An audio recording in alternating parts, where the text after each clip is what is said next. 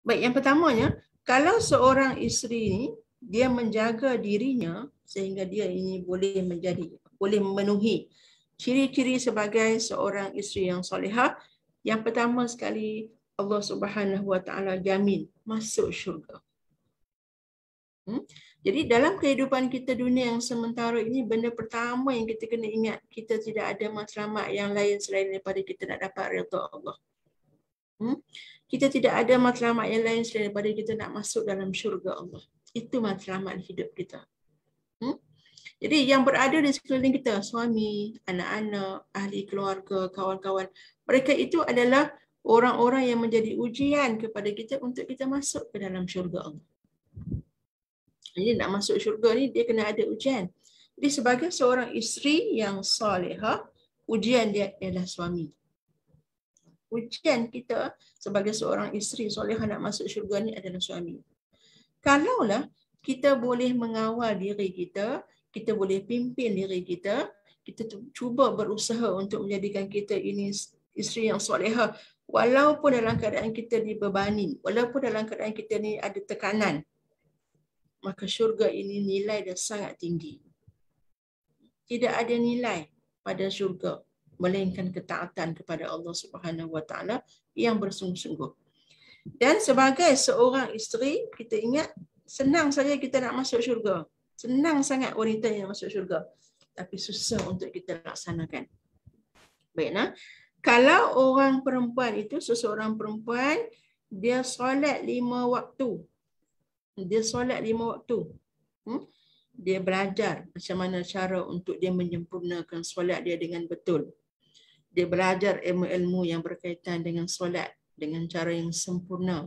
Bermula daripada wuduknya, bermula daripada penjagaan pakaiannya, bermula daripada cara-cara bacaan, rukun-rukun dalam sembahyang. Dia jaga betul-betul.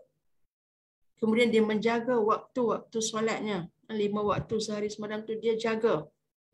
Maka sebenarnya dia sudah berada di antara pintu-pintu untuk dia masuk ke dalam syurga. Baik, yang pertama solat 5 waktu. Seorang wanita kalau dia jaga solat 5 waktu, kemudian yang kedua berpuasa di bulan Ramadan. Orang perempuan ni dia puasa dia tak sama macam orang lelaki. Ujian dia sangat besar, ujian dia sangat hebat. Orang lelaki bila dia puasa, dia tak payah fikir macam mana orang perempuan. Orang perempuan ni, puasa kita ni puasa yang sangat hebat, puasa yang sangat memberikan satu ujian. Kita nak kena masak. Dalam keadaan kita pun tak makan juga. Orang lelaki dia tak makan, tapi dia tak payahlah macam kita, tak payah fikir nak masak apa, nak sedia makanan apa, kan, untuk berbuka puasa. Tapi kita ni dalam keadaan kita pun letih juga. Kita pun sama juga macam orang lelaki berpuasa. Tetapi kita ini perlu berkhidmat dalam rumah tangga kita.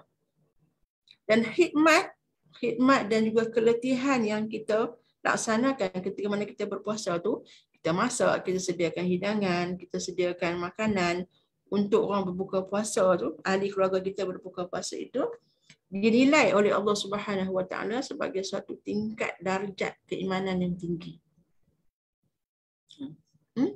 Puasa.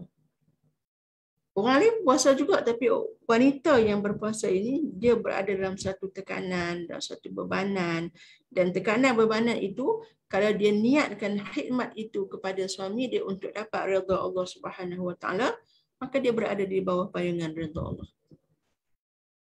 Okey.